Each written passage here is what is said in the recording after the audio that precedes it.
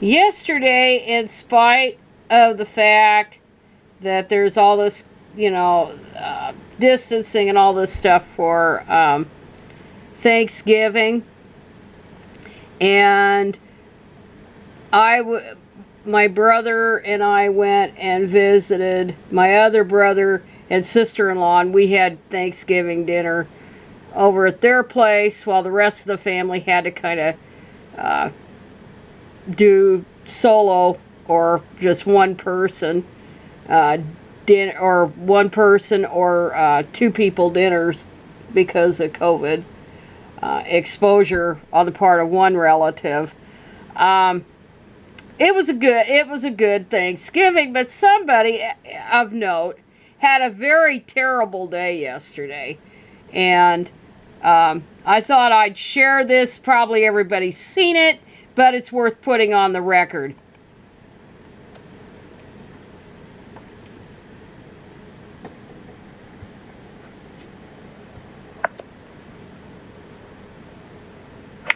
Ah, shit.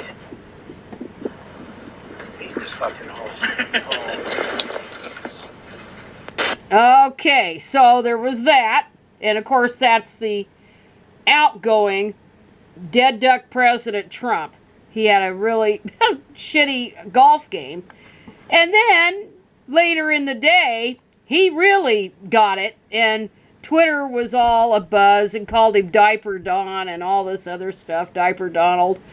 But he was seated at a table, and instead of the Resolute desk. And I'm surprised he hasn't said Joe Biden stole the Resolute desk out of the Oval Office. But this is the table, which was not photoshopped, but it's one that presidents customarily use for signings, so people can gather around and do a photo op instead of the great big Resolute desk.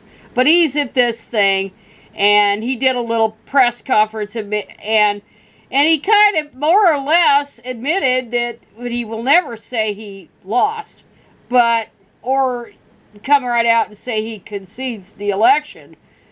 But he kind of had a meltdown here, and this is why I don't have a whole lot of worries that way that he's going to make a big stink on January 20th if he isn't removed before then. Here we go.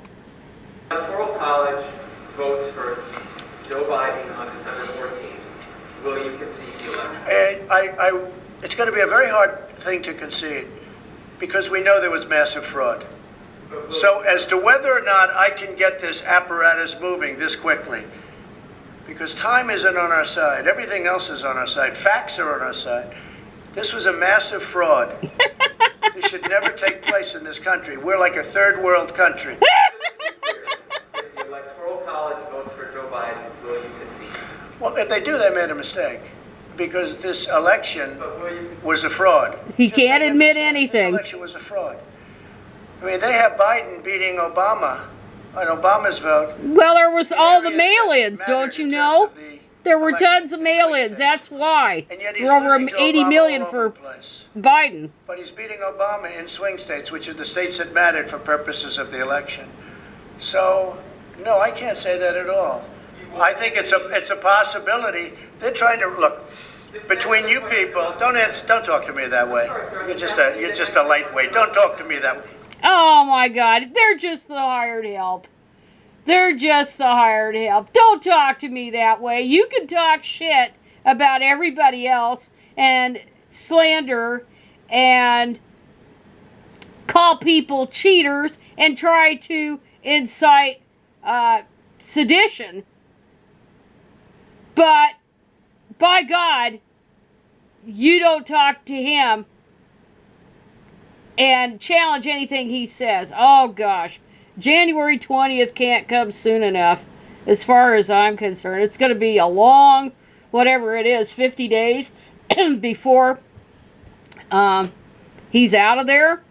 But, of course, what he's doing, he's trying to milk this thing for all it's worth money-wise so he can pay his debts, maybe start a 2024 run, but I don't think he's going to be in any shape at that time, if he's still alive in 2024. Maybe his brats might run. But anyway, I was struck by this, how first of all, that he even would allow a press conference after this. It's been rare that he's even talked to the media at all after the election. But anyhow, one thing, and segue into it, I was going to make 2 separate videos, but I think I'm just going to make one. But then there was, and I'll talk about that in a minute. And then there's this, and this is what happens when you try to talk seditious shit about stuff and lie. You get these people that are kind of off their rocker crazy, even more crazy than Trump, if that's possible. And this is horrible. This is just because Pope Francis, like everybody else, almost all the world's leaders have congratulated Biden on his win. This guy goes off his nut. And he, of course, he was arrested for trying to threaten to set a pastor on fire. See, this isn't freedom to do this. To incite sedition or to incite violence is not freedom of speech. And Trump has pushed the boundaries so much that it's like I'm, like a little kid. He's trying to see if he can get away with stuff. At least this guy was arrested for that. But anyway, I kind of want to talk a little bit about yesterday. So I went, my brother and I, and my brother's, he's a Trump supporter too, but we don't ever talk politics. But went over to the other brother's house, and he had Trump signs. The election's over, right? He has these big, or not Trump signs, but those big flags like they were selling. And then I think he had one that said, defund socialism. And then he had another one that said, I support the police, or something like that. So we go in there, in the house. And it's funny, because even though he's that way, and he was talking, and he had another person over there too, a friend. And he was talking politics a little bit. And even at one point, he made a racist crack against, I think it was on the Macy's telecast, and there were some dancers, and I guess there was a couple of African Americans or something there, entertainers. Oh, they've got rhythm. And I'm thinking, what the hell? You're repeating what our dad said 40 years ago. And back then, that even made me cringe. And so I don't even listen to stuff like that anymore. I don't talk politics with any of my family that disagrees with my views. It's not worth talking about. It's not worth talking about. And what happens is you get into these heated arguments, and then you say something, and then you can't take it back. And people have murdered other people because of stupid things like politics, or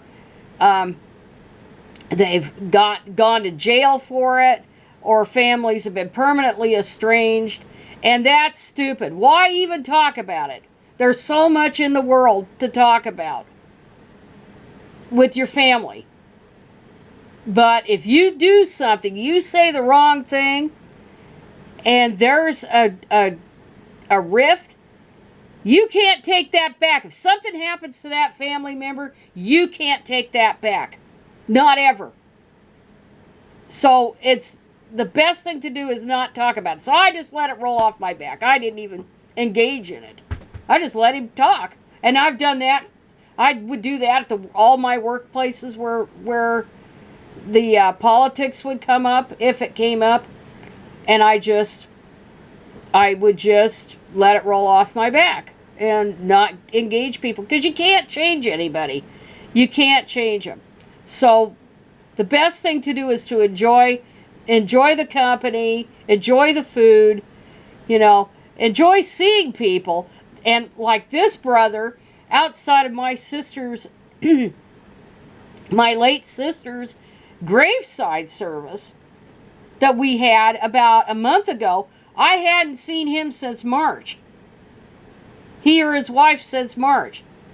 So, yeah, you want to enjoy the times that you've gotten. He's like 9 years older than me. So anything can happen. So that's my recommendation. I know some people can't do it, but my recommendation is you don't melt down like our outgoing president is melting down. You don't do that. You don't pick fights over politics, because you're never going to change anybody on that. Just enjoy the get-togethers and the time you've got left. And I will have links to these these videos, because they'll be in better quality. The TMZ one and the CNN little, whatever you want to call it, report, or the snips of what he did. The snips of him getting snippy. So, anyway, that's all I have to say today.